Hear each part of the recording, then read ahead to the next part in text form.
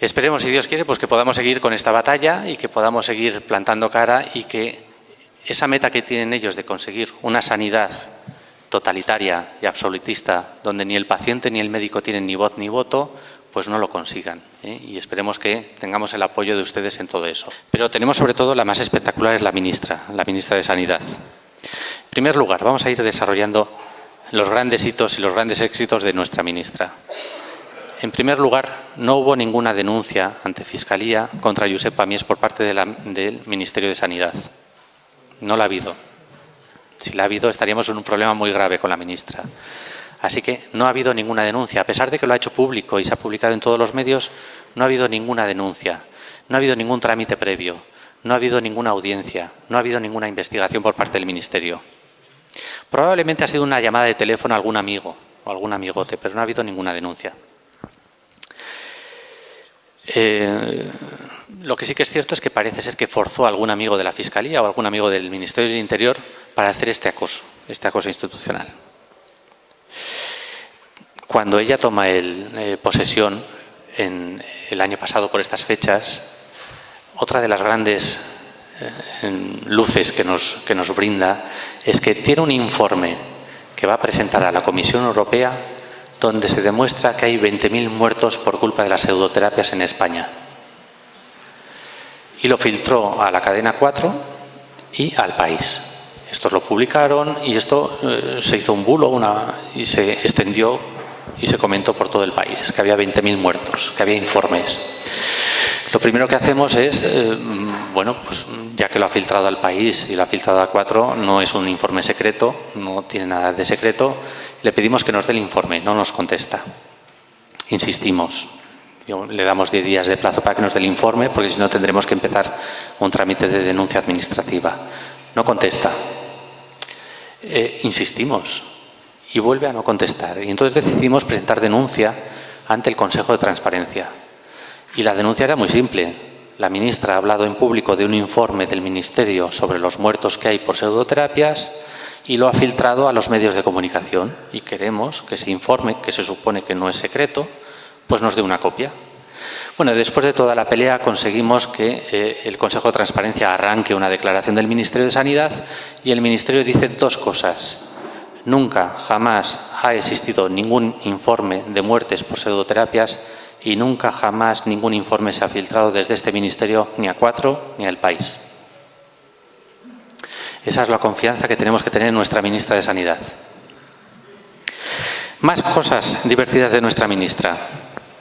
Decía que iba a hacer grandes cambios legislativos, que iba a publicar unos decretos para luchar contra las pseudoterapias, contra la publicidad engañosa de las pseudoterapias, contra la mala formación de los profesionales sanitarios, que no estábamos formados en ciencia ni en tecnología.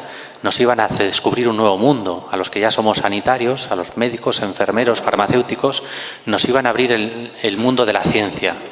De repente la ministra de Sanidad y el ministro de Ciencia nos iban a abrir esa puerta y nos iban a descubrir el mundo de la ciencia que nosotros desconocíamos. Bueno, pues le contestamos. Tenemos todos los médicos, enfermeros y farmacéuticos demasiada formación científica, no necesitamos que nadie nos enseñe lo que es ciencia. Y le contestamos y le preguntamos a qué venían esos reglamentos, porque lo que tenemos bien claro es que si quiere hacer una reforma de tal calado, los ministros no tienen esa competencia. Esas reformas competen al Parlamento y son los diputados de todos los grupos parlamentarios quienes deben debatir esas reformas y hacer la ley que se les antoje, pero no un ministro y no una ministra. ¿De acuerdo?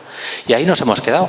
Ese gran proyecto que tenía la ministra de hacer unos grandes cambios legislativos y reglamentarios que afectaban a las terapias naturales se ha quedado en nada. Y entendemos que no va a llegar a nada tampoco.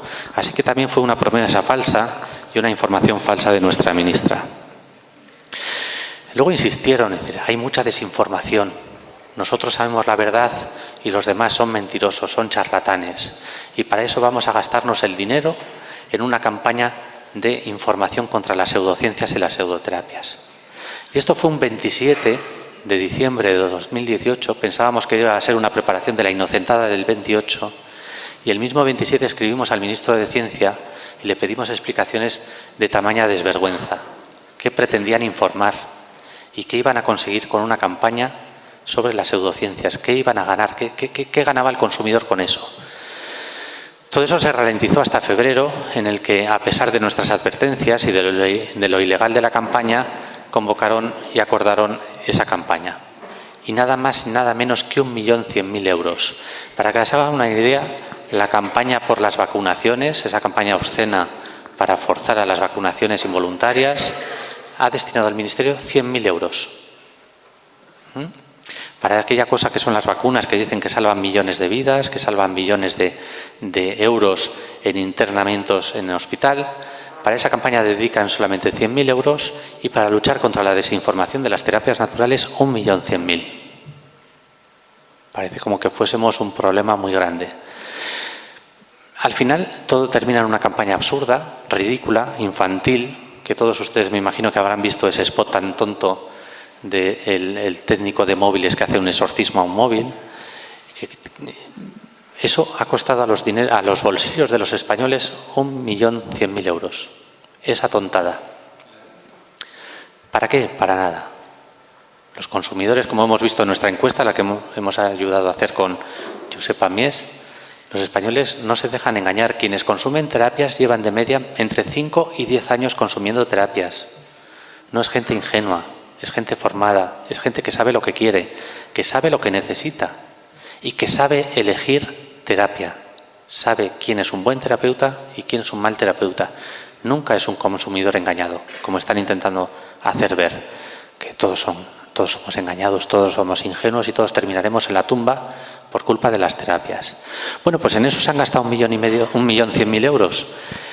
Al principio yo tenía la sospecha de que este millón era más que para hacer una campaña para pagar favores a los medios de comunicación. Y visto la trascendencia que está teniendo la campaña, parece evidente que están pagando favores más que divulgar nada. Presentamos una querella en el Tribunal Supremo por esto, por malversación, gracias a una organización médica, y el Tribunal Supremo ha resuelto inadmitiendo la querella porque ellos no ven datos concretos de en qué se ha malgastado el dinero. Y es evidente que no sabemos en qué se ha malgastado el dinero y tenemos que esperar hasta enero del 2020 para solicitar la ejecución del contrato y ver quién se ha llevado ese 1.100.000 euros. Para empezar ya, la empresa que dirige esa campaña es una empresa que está sancionada por la Comisión Nacional de los Mercados y la Competencia por competencia desleal y por llevarse demasiados contratos del Gobierno. Pero bueno, todo se andará, llegaremos hasta el fondo. Entonces, ¿podemos fiarnos de la ministra en este tono que habla y con estas propuestas que hace, que la mitad son mentiras, la mitad no tienen sentido? Pues parece que no. Yo creo que si la ministra me dice que no tengo que consumir stevia, voy a empezar a tomarla todos los días. Hablamos también un día de que había un supuesto informe de la Agencia Española de Calidad de Tecnología Sanitaria que hablaba de que se había hecho un estudio de todas las pseudociencias y pseudoterapias que había en el mundo y que habían ya detectado que había 70 y tantas que eran falsas y otras que había que seguir investigando. También hemos estado hurgando en ese tema y también hemos pedido información y documentación sobre ese aspecto. Bueno, la agencia tiene un reglamento de funcionamiento. No hace informes a lo tonto y a lo loco. Programa los informes anualmente y este informe no está programado. Para hacer un informe se designa una comisión de expertos y esta agencia no ha designado comisión de expertos alguna para evaluar las pseudociencias y las pseudoterapias. Y otra de las cosas que hace esta agencia es publicar sus informes en su página web y este informe no está publicado en la página web. No sé qué informe tiene la ministra, pero desde luego que no parece ni veraz, ni sensato, ni legal. De todas formas, también llegaremos hasta el fondo de esta cosa que llaman informes sobre las pseudociencias. Para que se hagan una idea, ahí se habla, por ejemplo, de que han detectado que la astrología es una pseudociencia, una pseudoterapia. Yo no sé dónde han sacado que la astrología sea una pseudoterapia. Yo no sé quién se cura con astrología, ni quién propone que la astrología cure nada. Ese es el informe que hace la ministra. Los cuencos tibetanos. Están mezclando la mística, está mezclando la espiritualidad, está mezclando la astrología, la filosofía, con lo que es la salud. No sé qué es lo que pretende, pero desde luego que nos terminaremos leyendo un día de esto, de todo esto que está pasando. Tenemos otro de los grandes eventos de la ministra, y es que cuando hace su plan legislativo y de reformas y de reglamentos contra las pseudociencias y contra la desinformación, dice que todos esos documentos y toda esta preparación que ha hecho, la ha hecho con la ayuda de unas asociaciones de pseudocientíficos, de los pseudoescépticos, ¿no? El Círculo Escéptico, la Asociación para Proteger al Enfermo. Y entonces hicimos también lo mismo, porque lo más importante es pedir la información. Entonces le dijimos al Ministerio y a la ministra: oiga, ya que usted colabora con estas asociaciones, díganos a través de qué acuerdo, o a través de qué subvenciones, a través de qué contrato colaboran con estas asociaciones, y nos lo cuentan. Vuelven a negar la información, vuelven a hacerse los locos, vuelven a intentar esquivar este trámite, y ya tenemos que presentar denuncia contra el Ministerio por ocultar estos datos. Volvemos a tener el mismo papel. La agencia de transparencia llama al Ministerio y el Ministerio contesta oficialmente: no tenemos ningún contrato con ninguna de esas asociaciones, ni esas asociaciones reciben ninguna subvención por ningún trabajo que hayan hecho. Bueno, pues esta es nuestra ministra, de fiar. Luego tenemos la Agencia Española del Medicamento, que también es otra de fiar. Primero porque la farmacovigilancia, ya les he dicho cómo funciona. No sabemos cuántas alertas hay, cuántas denuncias, cuántas reacciones adversas hay. No sabemos absolutamente nada. Nada de nada. Cuando se hace una alerta porque el ibuprofeno es peligroso, al consumidor no le cuentan nada. Y es más, hemos visto que, por ejemplo, cuando las afectadas por el Agreal presentan demanda contra la industria farmacéutica, los peritos de la Agencia Española del Medicamento se posicionan a favor de la industria farmacéutica y nunca a favor del paciente. No he visto todavía ninguna pericial en ninguno de los casos que hay contra farmacéuticas en las que la Agencia Española del Medicamento haya hecho un informe a favor de la seguridad del paciente o del beneficio del paciente. Jamás. Pero es curioso porque la Agencia Española del Medicamento se dedica a hacer informes sobre el clorito de sodio. Informes que no le ha pedido nadie. Misteriosamente hace informes que nadie le pide. Pero hace informes. Entonces, uno de los informes es el que sirve para hacer la alerta sanitaria de mayo del 2010, y otro de los informes es el que sirve para iniciar acciones de sanción contra Josep Pamiés. Bueno, pasa lo mismo, que sin información no podemos ir a ninguna parte. Y lo primero que hacemos es decirle a la Agencia Española del Medicamento que queremos el expediente administrativo completo donde estén esos informes que dicen que el clorito de sodio es peligroso, o que el clorito de sodio es lejía, o que el clorito de sodio ha matado a alguien o crea grandes problemas. ¿Y qué es lo que hace la Agencia del Medicamento? Lo mismo que la ministra, no contestar. El consumidor no tiene derecho a saber nada de eso. Si la Agencia Española del Medicamento dice que el clorito es malo, es malo. No sabemos por qué, pero lo dice la agencia y hay que creérselo. Pero insistimos como siempre, hasta que conseguimos lo que buscamos, que es el expediente completo del clorito. Expediente vacío. Nada. 4 papeles. 2 correos electrónicos. Un resumen que hace un químico. Y luego también le pedimos unos estudios de farmacovigilancia, de farmacología, ¿no? De toxicología sobre el clorito, puesto que era tan peligroso, pues que nos enseñasen algún informe de toxicología. Y recibimos 2 informes de toxicología. Uno que dice que un envase de 75 mililitros que pone clorito de sodio contiene clorito de sodio. No hicieron más. Segundo informe de toxicología. Un envase de 75 mililitros que pone que tiene ácido cítrico, contiene ácido cítrico. Eso es todo lo que nos entregó la Agencia Española del Medicamento. Nada más. 4 casos de intoxicación. 2 accidentales. Gente que trabajaba en la industria y se intoxicó. Confundió un vaso de agua con un vaso de clorito. Estamos hablando que en lugar de 15 gotas se tomaron 5.000. Uno se tomó 5.000 gotas y otro se tomó 2.000. No murió ninguno de los dos. No estamos hablando de 15 gotas. Y luego los otros 2 casos es de una señora que tomó una gota y le dio dolor de estómago, pero una señora que estaba tomando 3 antiinflamatorios y varias cosas más de medicación psiquiátrica. Y el otro, que es muy curioso, porque cuando una persona hace una alerta, todos estos casos son de Canadá, de España no hay ni un caso. ni de Alemania, ni de Reino Unido, solo hay 4 casos de Canadá que lo sacan a pasear en todos los países porque son los únicos que han conseguido. El otro caso es muy curioso porque cuando una persona hace una alerta, dice, me he tomado un medicamento y me ha hecho daño, normalmente dice, tengo estas enfermedades y tomo estos otros medicamentos. En un caso en el que un paciente toma 15 gotas y tiene que ser ingresado en urgencias y pasa a la UBI, la alerta no la da el paciente, la da su médico. Y su médico, curiosamente, no sabe ni qué enfermedades tiene el paciente ni qué medicamentos toma. Es decir, yo creo que tampoco son de fiar, ¿no? Parece que no son de fiar. Pasa lo mismo, ¿no? Niegan información. Hemos pedido información sobre medicamentos psiquiátricos, como les he dicho, la niegan porque hay que defender los intereses de las farmacéuticas. Hemos pedido información extensísima sobre las vacunas, la niegan también. No hay ninguna información que dar sobre vacunas, los consumidores no tenemos derecho.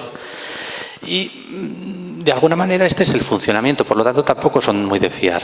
Tenemos el caso de la OMC, que se supone que han abanderado la defensa del paciente. Para empezar, lo que hay que decirle a la OMC es que, como organización gremial, su interés es defender a los médicos, no a los pacientes.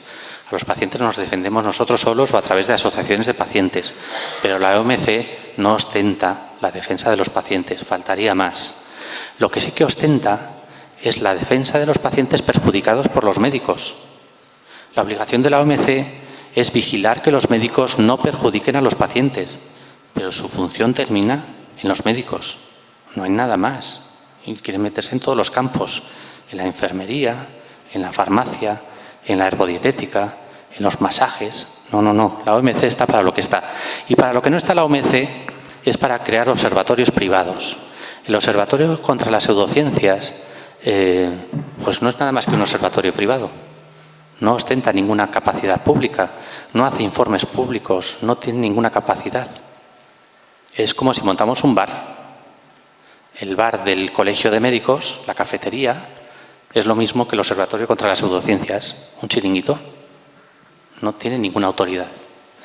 Sus informes no tienen ninguna validez administrativa, ni tienen la mínima seriedad. ¿Y quiénes están dentro y cómo se financian?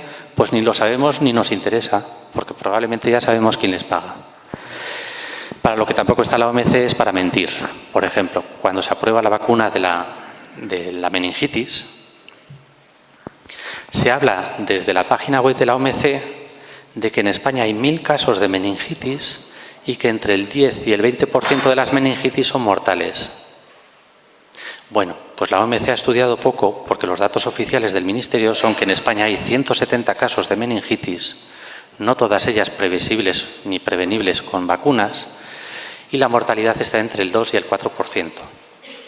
Precisamente los casos de muerte por meningitis en España son de bebés que no pueden ser vacunados y de ancianos a los que la cobertura de la vacunación no les va a llegar. El coste del tratamiento de las meningitis en España está rondando el 1,5 millones de coste sanitario, atender a esas personas que son afectadas por meningitis, de las que muy pocos fallecen, y el coste de la vacunación masiva de meningitis de los niños y niñas de 12 años cuesta 4 millones al año. Si vacunamos a los adultos e intentamos conseguir una cobertura de un 95% de la población, el coste de la vacunación es de 80 millones al año. Esto es lo que pretenden. Matar moscas a cañonazos. Eso sí, se enriquecen los consejeros de sanidad que compran las vacunas y la industria farmacéutica. Para terminar, porque no les quiero aburrir, vamos a hablar de los médicos. Por supuesto que hay médicos, farmacéuticos y enfermeros buenos por todas partes y que le dedicamos pasión a nuestro trabajo. Pero también es verdad que hay mucha corrupción sanitaria. Y tenemos que empezar diciendo que en España se gasta la industria farmacéutica 1,5 millones de euros en corromper la sanidad. Cada día. 1,5 millones de euros cada día. Son 600 millones de euros al año en transferencias de valor. Antes lo llamábamos cohecho. Antes lo llamamos tráfico de influencias. Ahora lo llaman transferencias de valor. Estamos hablando de 600 millones de euros en España al año. 1,5 millones al día. Estamos hablando de que el especialista medio recibe una media de unos 14.000 euros al año. Eso es lo que recibe en beneficios de las farmacéuticas cualquier especialista medio. Es un cálculo también un poco grosero, es decir, no tenemos cifras oficiales, pero el Gobierno de Aragón dijo un día, vamos a terminar con esto, vamos a terminar con esta corrupción, y les dijo a todos los médicos, mire, les vamos a dar un plus al año de 14.000 euros, pero dejen ustedes en paz a las farmacéuticas y dejen de cobrar con ellas. El consenso fue, por ese dinero no nos vendemos. Entonces, como mínimo, 14.000 de media. El 90% de las compras hospitalarias que se hacen por encargo de los médicos se hacen sin contrato público, fragmentando contratos. En el último Congreso de Derecho Sanitario al que asistí, estuve como ponente y en una mesa redonda, lo hablaba con un gerente de salud y le decía, oiga, pero esto de fragmentar contratos para evitar el control de Hacienda, me reconocerá que no está bien. Dice, es que no lo sabemos hacer mejor. Es que si lo hacemos bien, tenemos que cerrar los hospitales. Este es el contexto en el que nos movemos. En un contexto en el que todos los hospitales públicos tienen una fundación privada de investigación financiada por la industria farmacéutica. Esa fundación es la que hace los estudios científicos que luego ustedes leen o que luego a ustedes les hacen leer para venderles medicamentos. Y esos estudios científicos son los que convencen a las comisiones de farmacia de cada hospital para que compren los medicamentos, que luego compran sin contrato y fragmentando. Esta es la información que tenemos, comités de ética, comités de investigación en los hospitales, financiados directamente por la industria. Tenemos otra cosa también obscena, que es el pacto de objetivos. Yo no sé si ustedes saben, pero todos los profesionales sanitarios en atención primaria, todos los años, si queremos recibir un plus, tenemos que firmar un pacto. En ese pacto la Administración nos dice, usted este año tiene que detectar 3 casos nuevos de diabetes. Tiene que hacer la revisión de 15 casos de diabéticos. Tiene que pasar por su consulta 20 hipertensos. Tiene que buscar a 3 mujeres maltratadas. O tiene que convencer de que se vacunen a 10 niños que no estén vacunados. Por eso se paga. Muchas veces lo que hace el profesional está condicionado a esa paga a final de año, que es el pacto de objetivos. Eso es la realidad. Por mucho que hablen de la religión de los antivacunas, otra de las cosas que ha reconocido el Ministerio, cuando yo le pregunto a la ministra, oiga, usted habla de antivacunas, dígame, ¿cuántas asociaciones antivacunas hay en España? ¿Y qué registros tienen ustedes? ¿Y qué control tienen ustedes sobre eso que llama usted movimiento antivacunas y asociaciones antivacunas? Y contesta el Ministerio, no tenemos ningún registro ni tenemos constancia de que exista ninguna asociación antivacunas. Es falso lo que les dicen sobre las vacunas, es falso sobre la quimioterapia, es falso sobre la medicación psiquiátrica, es falso, no tienen documentación. Y sí que les pido, sean un poco valientes y cuando tengan un problema de este tipo, sigan hasta el final, peleen, porque tienen todas las de ganar. Yo, aunque soy a veces un poco pesado en este tema, sí que quiero despedirme diciéndoles una cosa. Hay vida más allá. Hay vida más allá de la escuela pública, hay vida más allá de la sanidad pública, hay vida más allá de la justicia pública. Quizás el peor engaño que podemos sufrir es creer que el Estado lo puede todo y que fuera del Estado no hay nada y que lo mejor es lo público y que lo mejor es lo que maneja el político. Sabemos cómo son los políticos. Entonces, creo que tenemos que hacer un poco una reflexión o un examen de conciencia y pensar si no estamos alimentando demasiado a la bestia y dejando demasiadas cosas muy importantes en manos de gente que no es capaz de manejar. La educación, la justicia y la sanidad. Creo que hay que empezar a quitarles poder en esos campos porque estamos viendo lo que están haciendo. Una educación que ya no es educación, es propaganda, una sanidad que ya no es sanidad y una justicia que no se merece ese nombre tampoco. A lo mejor viene siendo el momento de ir pensando que a esa bestia que yo llamo Estado hay que empezarle a retirar el crédito y hay que empezar a retirarle el poder. Gracias.